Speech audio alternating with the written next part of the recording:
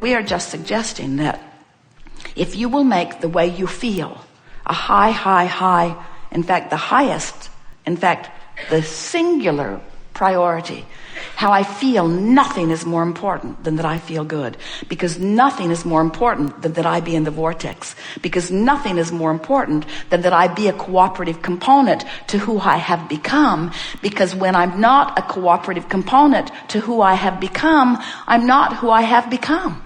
In other words, doesn't that make perfect sense to you? You are creators. You didn't come to fix a broken world. It isn't broken. You came to explore it and to expand it. You came as eternal consciousness. So we want you to understand that as source energy, as we see you here in your physical experience, and you are giving birth to all kinds of new rockets of desires, we embrace those rockets and we hold steadily to the new place that you have carved out. We have access to the benefit that you provide. And then we stand as that steady signal so that you can find your way into alignment with it. Sometimes people say, so you're using us, eh? We're here doing all of this sifting and sorting. Sometimes they say, well, Abraham, why don't you come and be physical? Why don't you come and be physical? And we so want you to understand that that which you are is that which we are, and that which we are is that which you are.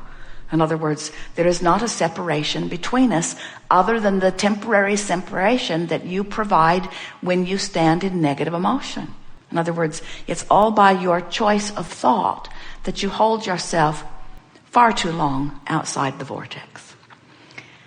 So, we are eager to talk with you about anything that is important to you. We're going to offer everything that we can offer to coax you in the direction of your vortex. We stand in complete, never-ending appreciation for wherever you are standing, because we reap the benefit of everything you ask for. So some might say we do have the better end of this stick because we stand in the place getting to receive the benefit of all of your sifting and sorting and expanding. But we want you to understand that this vibrational place where we stand, this place of love always, this place of constant knowing and appreciation, this place of riding the fastest wave into the new realm of expansion, it's there for you too. In other words, you get to ride these rockets. When you feel elation, when you feel shivers running through you, what you're actually feeling is what we're feeling. We just want you to tune yourself to that more. We want you to experience the joy of the life that you have carved out, as we do. So, what do you want to talk about? You've come to talk about some things. We're going to have a wonderful day here together. So, we've begun talking about this vortex because we want you to understand that there are 3 steps to the creative process. Step 1 is ask, and you can't help but do that. Contrast causes you to ask all day, every day. Know what you don't want, you're asking for what you do want. Step 2 is source becomes the vibrational equivalent of what you're asking for. That's this vortex that we're talking about. Source stands in this vortex, emitting the signal of what you have become. And law of attraction gathers all cooperative components to that vibrational place. Now, sometimes you say, well, the vibrational place isn't all that exciting to me because I can't spend it. I can't see it even. I can't hear it. I can't smell it. I can't taste it. I can't touch it. I'm not that excited about this vibrational vortex thing, whatever it is. And we say, but you must be excited about it because you have to understand that everything that you know that has manifested in your physical world was a vibrational frequency first and was in a vortex vibrationally before the components were gathered enough that it could be translated through your vision, through your auditory, through your sensory perception. In other words, everything that you see in this physical time-space reality is a vibrational interpretation of something that was in a vortex, just like this vortex that we're talking about. It is a precursor to everything. It's big, and it is reality. Step 3 is you got to find a way into the vortex. You've got to let yourself be vibrationally up to speed. So we want to make this real to you. We want you to understand that once life has caused you to put something into this vortex, that this is reality. In fact, it is so much reality that we want to proclaim to you in a way that you will always remember us shouting this to you lovingly. This is present tense. This vortex is who you are. That's why when you don't let yourself be up to speed with it, you feel the drag that is what is resistance, that is what is negative emotion. When you feel bad, it's because you're not up to speed with the present vibration of who you are. Which means, now hear this, this means that everything that is manifested so far is old news. It's old news. That's why you get bored so fast, and you know you do. You know you do. As quickly as a manifestation comes, you're off to the next one. And we want you to understand that this vortex of creation is where it's at, because it is where the vibrational version of you is. It's who you have become. And if you're not up to speed with it, even a little bit not up to speed with it, you're going to feel the diminishment of not being up to speed with it. So if you're really not up to speed with it, you feel despair. You feel powerless. If you're less not up to speed with it, how's that for a tricky way of saying it? As you're closer to the vortex, feeling some anger, you're offering less resistance, more allowance. If you're overwhelmed, you're offering less resistance than you were, but still a pretty good wad of resistance. Frustration, pretty good wad of resistance. If you're feeling hopeful, there's not much resistance in your vibration at all. And when you feel hopeful, on a pretty regular basis, the vortex will take you in because you're close enough to cooperative that in you go. And once you're in the vortex, once you are in there, now you will have the full view of in the vortex. Now you'll be aware of things. Things will begin occurring to you. In other words, that hope turns to belief very, very quickly as you are in the vortex. And that belief turns to knowing very, very quickly once you're in the vortex, till you reach the place where you understand that you are creator and that there is nothing that you cannot be or do or have. And that everything that is occurring in your experience is by your choice and by your choice alone. If we can convince you that this vibrational reality does exist, and that shouldn't be hard because you have emotions that are pointing out the variance between you and you all day, every day. If you will feel the difference between fixating on something that you appreciate and staying there long enough that you feel yourself breathing it in completely, and then fixating on something that you are complaining about or condemning and feeling the interesting difference in the life-giving quality and the sucking the life right out of you quality of your focus, you can show yourself that these two aspects of you do exist. And then once we have convinced you that you have this vibrational relationship and that your emotions are the indicator of how you're doing, then you can begin to look forward, or better said, feel forward into this vortex of creation. Once you believe, now the vortex takes you in frequently, and once inside this vortex frequently, you begin, and we know this is going to sound ethereal, it's going to sound new agey, it's going to sound religious, it's going to sound like another dog and pony show. When you get inside the vortex, you will have the gift of sight, the gift of hearing, the gift of seeing, smelling, tasting, touching.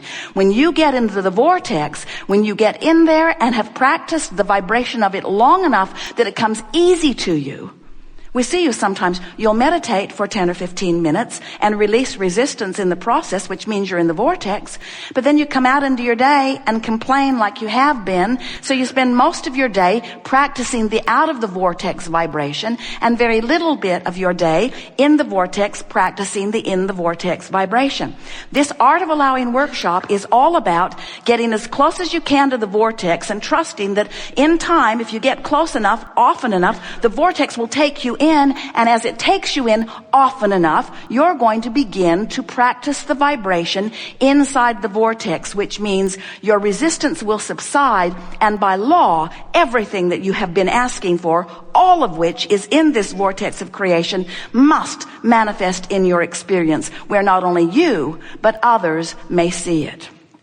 Now, it's important to know, and you know this already, those not in the vortex usually can't see what you're manifesting because their vibration is such. Haven't you ever just felt wonderful and somebody else just feels awful and you're looking pretty much at the same street on the same day in the same city? In other words, there are as many different worlds moving around here as there are moods and attitudes. Esther sat to meditate one day and fixated on the words ease and flow. Ease and flow. And she couldn't think about ease without thinking about ease. Ease is a hard thing to be confused about. Ease is ease. Ease is wonderful things happening without struggle. Ease and flow. And as she pondered those two words for 15 minutes, when she came out of her meditation, her day turned around. She found more productivity with more fun and less effort than she'd experienced in a long, long time. And she thought, I like that feeling of ease. And we say, what she did was she accepted with very little effort the leverage of the vortex.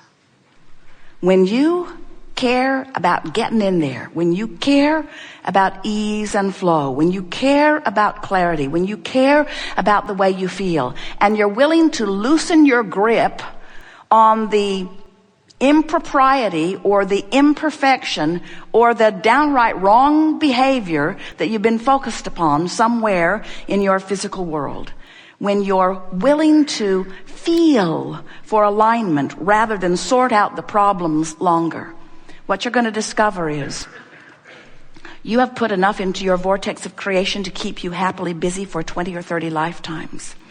And when you focus in a way that no longer keeps you out of the vortex, everything that you want will show up in your experience. Now, we hope you heard that in exactly the way we meant it, because we want you to accept that what law of attraction is, it is a unifying law. It is a culminating law. It is a attracting law. In other words, it is the law of rendezvous.